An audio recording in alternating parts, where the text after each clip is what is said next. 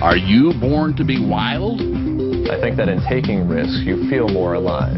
If you just go through life conservatively, it's stagnant, it's static. The directions for a human being are written in code, 3 billion letters long. These instructions tell our bodies how to live, how to grow, how to die. Researchers call this code the sequence.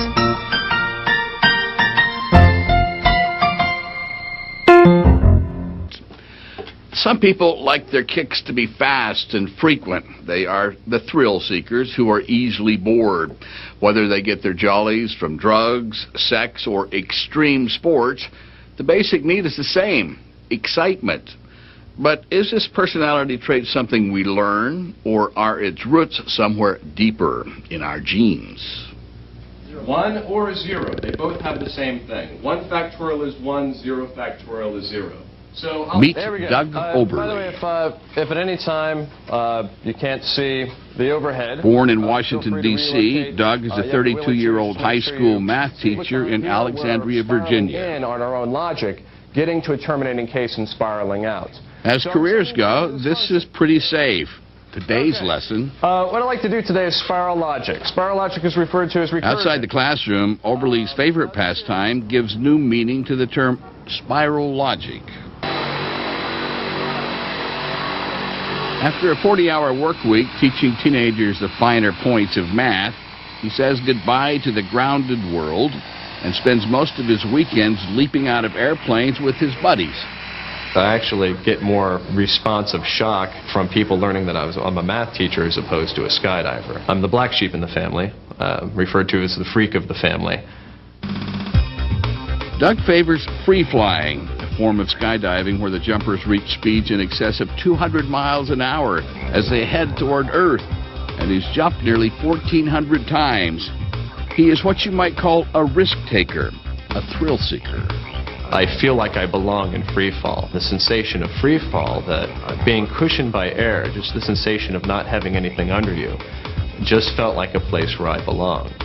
I get something that I refer to as ground sickness. I get agitated. I can't concentrate as well. If I miss that in a particular weekend, I don't feel right. I feel off balance.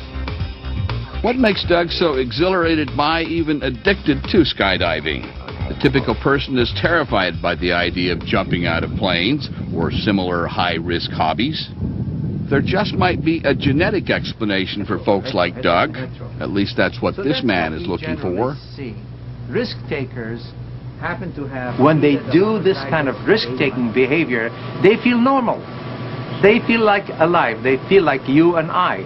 But when they're not doing that, they're down. You know, life has no pleasure, has no meaning. You know, I'm not enjoying myself. Dr. Noble reasons that thrill seekers need their thrills because their brains work differently.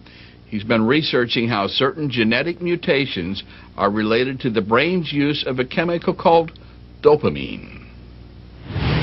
About dopamine. Dopamine is a neurotransmitter, a chemical messenger nerve cells use to communicate with each other. When humans are satisfied after an especially enjoyable experience, the brain is awash in dopamine, and thus they feel good. Noble's research indicates that those born with a genetic mutation of the DRD2 or DRD4 gene on chromosome 11 have fewer dopamine receptors. As a population, these individuals typically need to experience more excitement to achieve the same sensations of pleasure. According to Dr. Noble, as many as 30% of humans are born with a shortage of dopamine receptors. Are these people more likely to become risk takers like Doug Oberle? Could that explain other kinds of risky business like gambling, drinking too much, or using drugs? Almost all of us take some risks. When you get in the car and drive on the highway, in a way you're taking a risk, right? But there are those who, when they get the highway, are always driving very fast, taking great risks, cutting corners, etc. Which leads to another question. If risk takers are more likely to do dangerous things, why do those genes show up so often in the population today? Why haven't the risk takers died out? I think we take risks because in doing so we get excitement or a thrill or a challenge. The other reason why we may take risks is because in taking those risks we accomplish great tasks, do great things like poetry, like novels, like music, etc.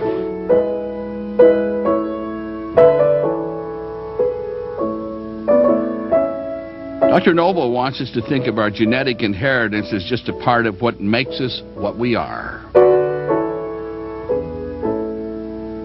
When somebody sits down and plays at the piano, the strings of the piano are like your DNA.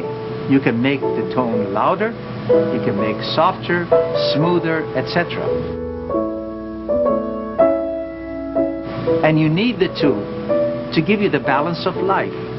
And that's what results in your personality. In his metaphor, the strings of the piano are our genes. The impact of our environment is represented by the pedals controlling how the notes sound. But the third factor is a pianist's personal style. The emotion that person puts in that finally results in you sitting as an audience and listening to this person. See how beautifully that person plays.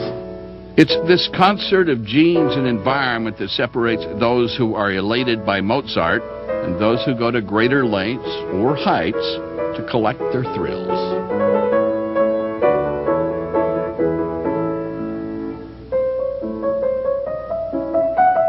The skydiver in me does not want to consider skydiving as risk-taking, but I think that in taking risks, you feel more alive. That if you just go through life conservatively and you don't experience a wide range of emotions, that there's, it's stagnant, it's static, or as opposed to risk-taking in a very general sense, it creates a more fulfilling, dynamic experience. So what color is your parachute? That's life. I'm Lucky Severson.